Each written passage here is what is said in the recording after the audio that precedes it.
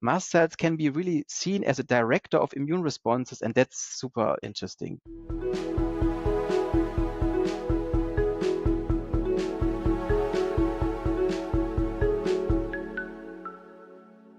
Hello, everybody. We've got a new edition of our podcast. My name is Torsten Zuberbier, professor here at Charité Berlin, but also president of GALEN, the Global Allergy and Asthma Excellence Network. My guest today is Stefan Frischbutter. Stefan is a senior researcher, well known everywhere in the world, and working with us in the Institute of Allergy here in Berlin. Stefan, welcome. Thank you very much, Torsten. Great to be here. Very nice. Thank you for the invitation.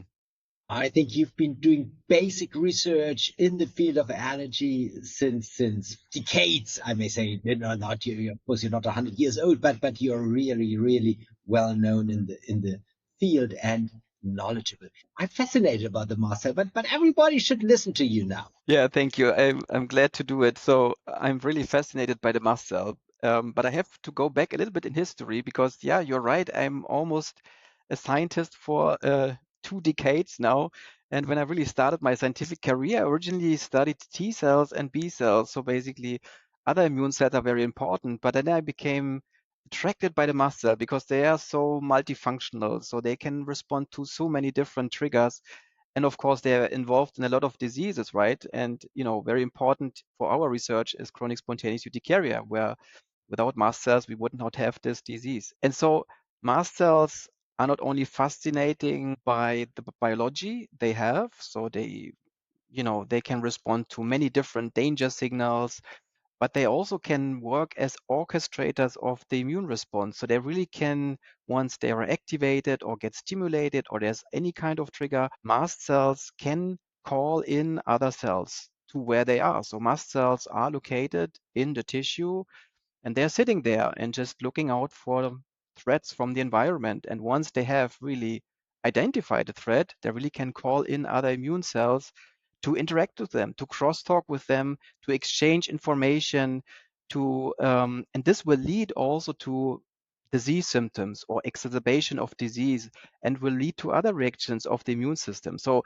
mast cells can be really seen as a director of immune responses, and that's super interesting to study. Okay, Stefan, let's go back a little bit to the basics. This is about urticaria, this podcast. So we talk about skin mast cells, but let us know, where else are mast cells in the body?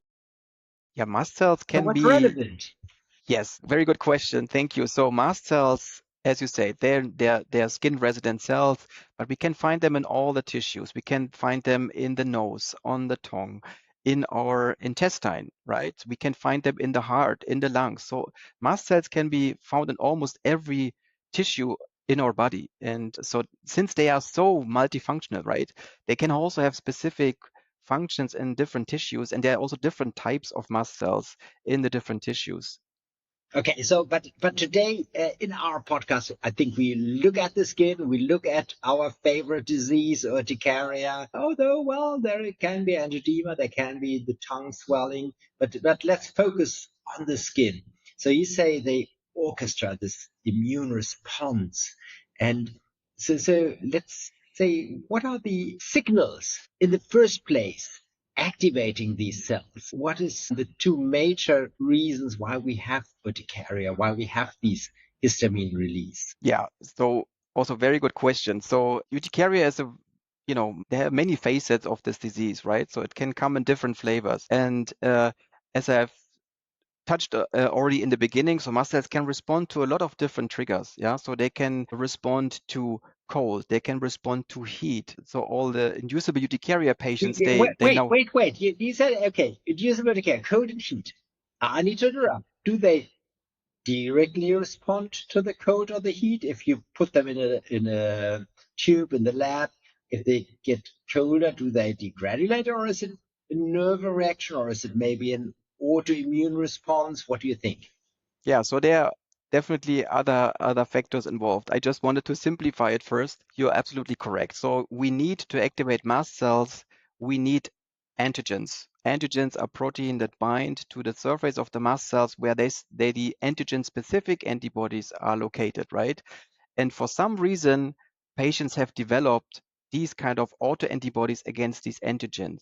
So what we think, especially as we are now talking about also heat and cold, it might be that proteins, according to the temperature change within our skin, they change their structure. And this structure can be then maybe recognized by the mast cells having these autoantibodies loaded on their surface. And once this change of the protein due to this physical stress and the corresponding autoantibodies on the mast cell surface, they interact, then the mast cells start to degranulate, so they get activated.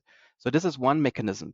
The other in chronic spontaneous urticaria, very well-known mechanism is the autoantibodies that are generated by accident, I would even say, in our body. Yeah, so we have antibodies against the proteins from the thyroid peroxidase. We have autoantibodies against IL-24, which is a cytokine that is, for example, produced by keratinocytes. So we are asking ourselves why we have these autoantibodies against these proteins. This is something we don't know, but what we know is that chronic spontaneous urticaria patients have high levels of these autoantibodies, and these are IgE autoantibodies. And to make it a little bit more complicated, I have to talk about this. I'm sorry. It is the other type of autoantibodies, the IgG autoantibodies, that are directed against the IgE receptor itself, or even the IgE sitting on the IgE receptor. So we have two types of autoantibodies in urticaria, IgE autoantibodies and IgG autoantibodies that can activate these mast cells. And this is a very complex disease, and there's a lot of research going on. And we can measure these autoantibodies. We can measure these auto-IgEs in our lab. We have special ELISAs for this. We can measure the auto-IgGs. We can also even test in our lab by doing the so-called mast cell or basophil activation test, meaning that we can take mast cells and load them with serum from patients and then see if they have IgE or IgG autoantibodies. And then you can monitor this mast cell activation by a technology that's called flow cytometry, which is very distributed in the immunology field and a super fascinating technology, I have to say. Actually, yes. And actually, that's those patients where the so-called autologous serum skin test would be positive. But there's a big number also, maybe 60%, where other factors are involved, like stimulation via the nerves, the so-called X2 receptors there. Do you want to elaborate a little bit more on these signals? And then we go into this orchestra which they lead. Yeah, thank you. Yeah, you are very absolutely right. The X2 receptor, MRGPR X2, is a very fascinating receptor. It's a so-called G protein coupled receptor, and it has been identified in the recent years also with our research on the Institute. Magda Babina was very much involved there. They discovered that this receptor is able to receive signals from neurons, neurotransmitters, or can be activated also by chemicals, by muscular relaxing agents, even by contrast agents that are used for radiology. Yeah. So, and this receptor can be independently activated. So independent means independent of antigens. So there's no IgE, no IgG antibodies involved. These are really different molecules. And we call it a pseudo-allergen receptor. So this receptor can basically sense molecules coming from nerves, coming from other sources, and activate mast cells to the same degree. So we have several types of mast cell activation. One other type could be also complement peptides that can activate mast cells.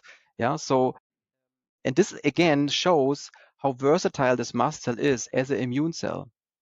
Yeah, actually, it's so fascinating. Actually, in real life, signals could add on, and signals from two sides could come, which could explain in some patients aggravation, like they have chronic spontaneous urticaria. If they take an aspirin tablet, it gets worse, or if a sudden infection like a common cold comes up, it gets worse. But then we have these different subtypes in spontaneous urticaria. Some have neutrophils, some have eosinophils. Tell us a bit more about this involvement of other immune cells. What is next? So the mast cell is doing the first. It's not only releasing histamine. There's more. Tell us. There's more, definitely. So mast cells, they are very well known, as you said, for histamine release, right? This is the mediator that makes most of the symptoms. But to orchestrate the other immune cells, there need to be other signals. So these signals are called chemokines. cytokines, prostaglandins, leukotrienes. So these are all mediators that are secreted by the mast cells. They are contained normally within the mast cell in these very nice granules, but once they reach the outside, they release all these different agents. And these agents then will reach the circulation, will reach the tissue, and this sometimes is the signal for other immune cells to attach to the blood vessels to infiltrate the tissue. We call it tissue infiltration. And these cells can be eosinophils, this can be basophils, these are T cells, this can be neutrophils. So these cells all have been found in the lesions of chronic spontaneous urticaria patients. So the mast cell, by activation, by releasing these factors, they really call in all these different immune cells. And once this interaction is established, then let's say the really serious things begin, because then both cells, mast cells and infiltrating cells, start to exchange information. One example is mast cells release a high amount of a cytokine called GM-CSF. It's actually a cytokine that induces growth of macrophages or dendritic cells. And this cytokine we could see in the lab is really strongly inducing eosinophil activation. So it kind of makes the eosinophils more active, more prone to go to the skin, so be more attracted by the mast cells. But once eosinophils and mast cells meet and GM-CSF is around, the eosinophils can talk back to the mast cells and they release granule proteins that are known to activate this receptor we just discussed, this MRGPRX2 receptor. So we have a bidirectional crosstalk. And what we see now, that this bidirectional crosstalk really changes the mast cell activation profile. So we can basically induce a more severely or easily activatable mast cells. We call it the twitchy mast cells. Yeah. So by being in contact with the different immune cells, it gets like very excited and much more easily to be activated. So, and that's because we think that disease could be exacerbated by the influence of this bidirectional crosstalk. And there are other examples. T cells. Also, T cells exchange cytokine information with mast cells. Interferon gamma is a very important factor. IL-3, 13, IL-4. So we also see these kind of therapies, right?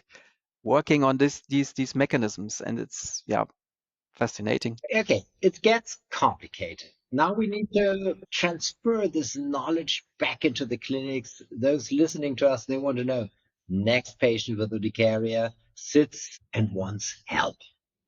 How do we know if it's rather eosinophils, maybe neutrophils? What are the invading cells? What do you suggest? Or what could be a hint? So what we have looked, and there's also very old data, and we also looked in ourselves. So what people did is they take biopsies. So they take biopsies from the lesion and they want to understand which cells are there without the mast cells and which cells might contribute to the disease. And then we started to dissect. Yeah. So which cells are there just by, let's say, chance and they don't do anything, and which cells really actively modulate the whole disease situation. And we know that eosinophils are the cells that modulate the disease. So they're not very abundant, but they are there. And what we can see also is that in the blood of very severely affected chronic spontaneous urticaria patients, many of them don't have eosinophils at all. Same with basophils. So we're talking about eosinopenia, basopenia. So these patients with high disease activity, severe symptoms, which are difficult to treat. So we call them these type 2B patients. They have these auto-IgG, autoantibodies. These patients, we know they have a lot of basophils and eosinophils in the skin and T cells as well. So we need, and this is interesting from a clinical perspective, that they might need different treatments. We see that these difficult to treat patients, some of them have the only option to take cyclosporin, for example. Cyclosporin is a very severe immunosuppressive drug, and that shows us that targeting mast cells alone sometimes, or in many cases, helps, but not always. So we have to think about also targeting other cells with different treatments. So I think this is really relevant. And for our people listening outside, if you have long-standing dark red wheals, more than 10, 12, 14 hours, it's often neutrophils.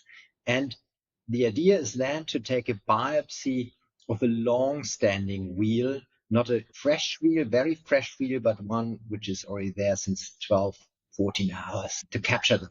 If it's longer than 24 hours, it's by definition no longer a wheal, but it's part of urticaria vasculitis, and you could show in histopathology these signs of vessel damage. Now, if you look for eosinophils, that's mostly not these dark red wheals, but more fleeting wheals. Stefan, at which time point would you suggest to take the biopsy from a wheal or uninvolved skin, comparing this in chronic spontaneous urticaria? Where's your favorite biopsy time? Or when is your favorite biopsy time? Which place? My favorite biopsy time would be actually once the wheal is gone. So we know that the wheal disappears after some time and stays for some hours. As you said, maybe also even longer. And there was an interesting study a couple of years ago where a biopsy was taken once the wheal was gone. So the patients were asked to mark the wheal area, and then they were asked to come to the clinics to get a biopsy once the wheal is gone. And this tells us what are basically the late infiltrating cells, because the theory is, and that's also what we know, the mast cells, once they get activated by all the mechanisms we have discussed before, they call out other cells, but this takes some time, can take hours or even days. And then they just start to migrate to really go to the skin to see what is wrong and why the mast cells was so excited, to put it in a picture. And so the biopsy, in the late biopsy, you can really see then, after a couple of hours or even one day, these infiltrating cells. So this can be different individually, but I would say once the wheal is gone after a couple of hours, that would be the best time point to detect these cells, and they will stay for a while.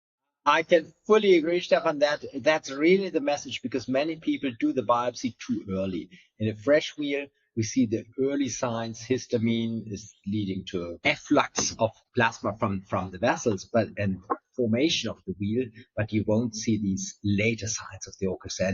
And this gets really important.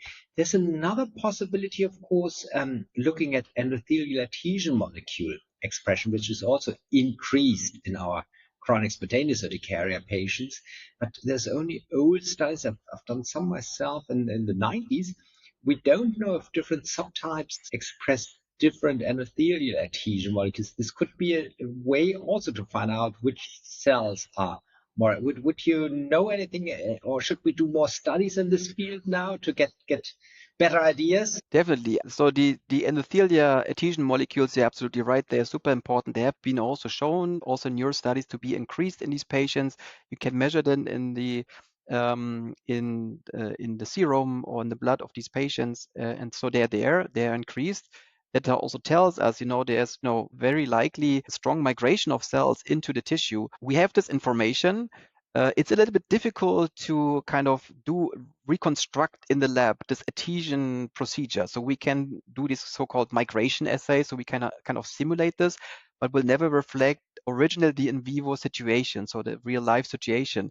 What we do is we have ex vivo skin models, so we can somehow induce disease. We can induce urticaria in skin explants. So sometimes we get skin from plastic surgery. That's very valuable to us because we are very close to the in vivo situation and can modulate, induce disease, and study all the mechanisms behind.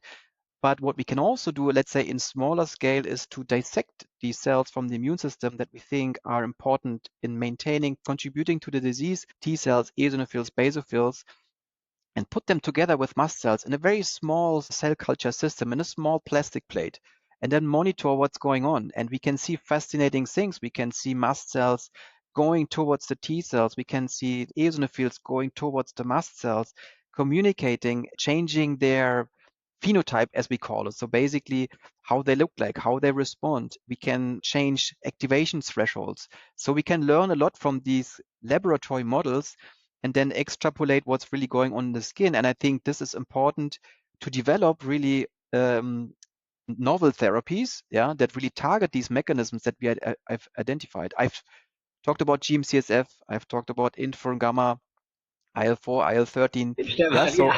You've given us a wonderful glimpse into also with the last things you told us, what models we have, what we can do in the research. But I can tell you, we could do this podcast every year, and every year you would have news for us. Definitely. But for those listening, just going back to their patient, I think we can conclude with some really important messages. Number one, if you don't really find a treatment, it may be important to have a skin biopsy even and see if maybe eosinophils are involved, because we have special drugs targeting the eosinophils, maybe neutrophils. Again, we have special drugs there. But on the other hand, a very important message, so much research is going on. And if you have your patient sitting next to you tomorrow, tell the patients we need to do more research, but there's a lot of light at the horizon. There's things coming up. And with this basic research and our clinical research, we will always find new ways of treatment, and we can help you as a patient. And I think with that message, I can say thank you, Stefan. It's been wonderful discussing basics, real experimental research again. And I know you're off to the lab again and doing the next skin culture. So, Stefan, thank you very much. And maybe you say bye-bye to our listeners as well. I say bye-bye. Thank you very much, Torsten. Yeah, it was a great pleasure for me to be in the podcast, to give you a little bit insight in our lab, what we are doing, what we're interested in. And as you said, research is going on. We have a lot of models. We have a lot of ideas, and we also have already a lot of solutions, yeah, that will come up and hopefully also make it to the clinics. So stay tuned. I hope we will speak again soon, so I can give you further updates. It was really a pleasure to be here. Thank you very much. Absolutely great. And with that, we say bye-bye. This was another episode of our podcast. The next is coming up. Thank you. Have a good day, everybody.